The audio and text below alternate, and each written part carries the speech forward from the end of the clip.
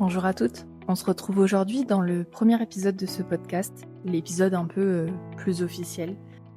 Aujourd'hui, on va rentrer dans le vif du sujet et parler d'un de mes rendez-vous que j'ai eu assez récemment avec mon accompagnatrice, celle qui m'a accompagnée dans tout mon projet de reconversion, qui est au sein d'une association d'aide aux entrepreneurs tout simplement. Et j'avais mon rendez-vous de fin d'accompagnement. C'était un rendez-vous où je pensais initialement aller pour faire le débrief de ces derniers mois d'accompagnement, de tout ce parcours-là de reconversion. Donc la première fois que je me suis assise dans son bureau, je venais tout juste de démissionner et de quitter le social et mon métier d'éducatrice spécialisée. J'étais au chômage, je venais à peine de rentrer dans les prémices de mon parcours de reconversion. Et elle m'a accompagnée dans tout ce parcours-là. On a fait un business plan de plus d'une centaine de pages à peu près. J'ai fait une étude de marché, j'ai participé à plein d'ateliers et je me suis formée. Après ça, je me suis formée au métier de CM pendant plusieurs mois et je me suis lancée en freelance il y a bientôt 1 an. Et aujourd'hui, j'exerce donc depuis plus d'1 an.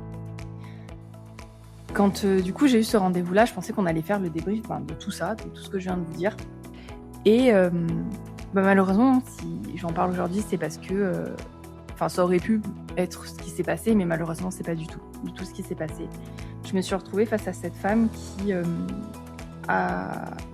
m'a dit, en fait, tout simplement, que j'étais aux antipodes d'une posture de femme entrepreneuse parce que je n'avais pas intégré les webinaires dans ma stratégie de prospection. Elle m'en parle depuis peut-être 2 rendez-vous où elle m'a dit d'y penser, ce qui est fait, je pense effectivement à intégrer les webinaires dans ma stratégie de prospection, mais c'est pas le cas aujourd'hui parce que j'ai priorisé d'autres choses, parce que j'ai fait d'autres choix stratégiques dans ma prospection et parce que je suis pas un super-héros comme toute femme ou tout homme entrepreneur. Après, on peut pas tout faire. On gère déjà un business, on doit tout gérer, on doit être partout. On ne peut pas tout faire, on ne peut pas utiliser tous les outils qui sont mis à notre disposition et on ne peut pas penser à tout simplement. Mais face à ça, elle a fait le choix du coup de me dire que ma posture était aux antipodes. Au lieu de prendre en considération tout ce que j'avais mis en place ces derniers mois et tout ce qu'on avait créé ensemble et tout ce que j'avais aussi créé seule pour en arriver là, j'ai eu le droit simplement à un discours toxique, malveillant et pas du tout porteur de sens ou même d'intérêt finalement. À ça s'est rajouté une phrase qu'on entend beaucoup. Oui, mais Noélie, vous êtes à 60% de vos capacités. Ne laissez jamais quelqu'un vous dire à combien de pourcents vous êtes dans votre vie entrepreneuriale parce que personne ne pourra jamais définir à combien de pourcents vous êtes. Je suis parfois, certains jours, à 100, 150, 200, parfois même plus. Je suis parfois dans une posture sacrificielle pour mon entreprise. Parfois, elle prend le dessus sur tout, elle prend le pas sur tout.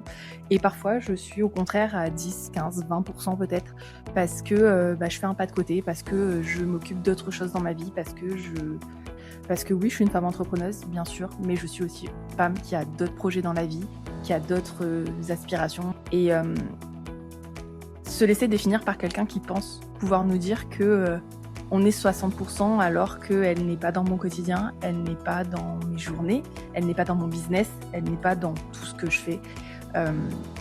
C'est extrêmement toxique comme discours. Un entrepreneur, il faut qu'il se fasse confiance et il sait très bien ce qu'il fait. Et des conseils, c'est bon à prendre. J'ai déjà fait un post là-dessus, sur le fait qu'on donne beaucoup des fois des conseils non sollicités à des entrepreneurs et très mal avisés. Et je le répète encore aujourd'hui, les conseils sont bons à prendre quand ils sont donnés par des personnes qui vous connaissent vraiment, qui connaissent vraiment ce que c'est votre quotidien, qui connaissent vraiment ce que c'est votre parcours, votre implication, votre business, vos stratégies et votre personnalité.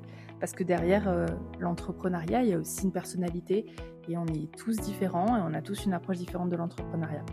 Donc ne laissez vraiment jamais quelqu'un vous définir. En plus de ça, j'ai eu le droit à un tout autre discours, tout aussi dangereux, parce que oui, je vais me permettre de dire que c'est dangereux. Elle m'a parlé de la prospection. Elle m'a dit que tout entrepreneur doit prospecter. La première année, c'est la base. On doit prospecter beaucoup, tout le temps, souvent. Jusque-là, je suis complètement d'accord. La prospection, c'est la base de notre métier, effectivement. C'est la base de ce parcours-là qu'on a choisi. Mais elle a continué sa phrase en me disant Noélie, vous devez vous lever le matin à 9h, le lundi matin, jusqu'au vendredi à 17h, 18h, et vous devez prospecter. Vous ne devez faire plus que ça. Vous ne devez plus aller au sport, vous ne devez plus sortir, faire vos courses. Non, vous devez vous mettre dans une posture où vous prospectez du lundi au vendredi. C'est un discours qui, s'il est entendu par une personne qui va le prendre pour argent comptant, va donner à cette personne une sensation que si elle ne prospecte pas, son business ne fonctionnera pas. Et si elle respecte ce conseil-là, elle va se prospecter du lundi au vendredi et 3 semaines après, elle fera un burn-out et on ne comprendra pas pourquoi du jour au lendemain son business est arrêté.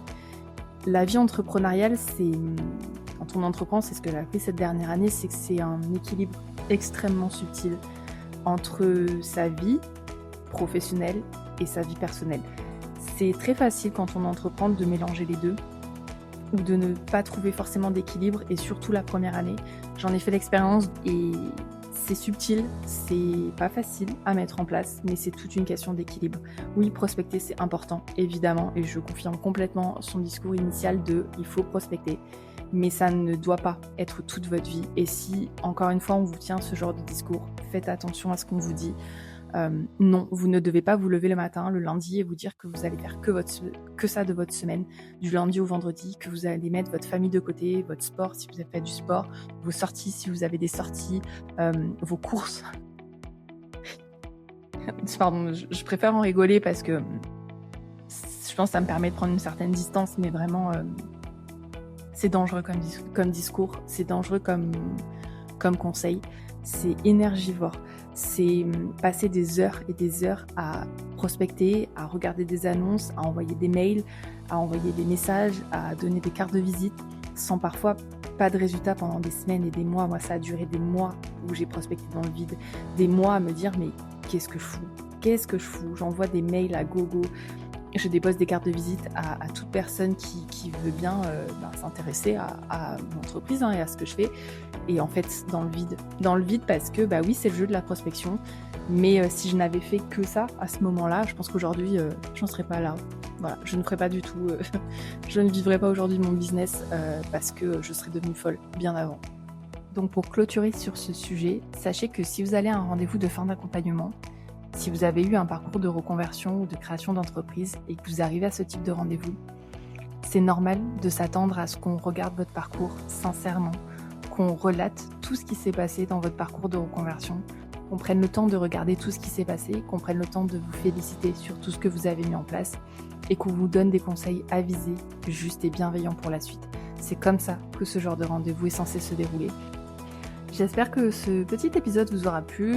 Et dans le prochain épisode, je vous parlerai très certainement d'un rendez-vous avec une de mes clientes qui ne s'est pas bien passé, un rendez-vous de fin de contrat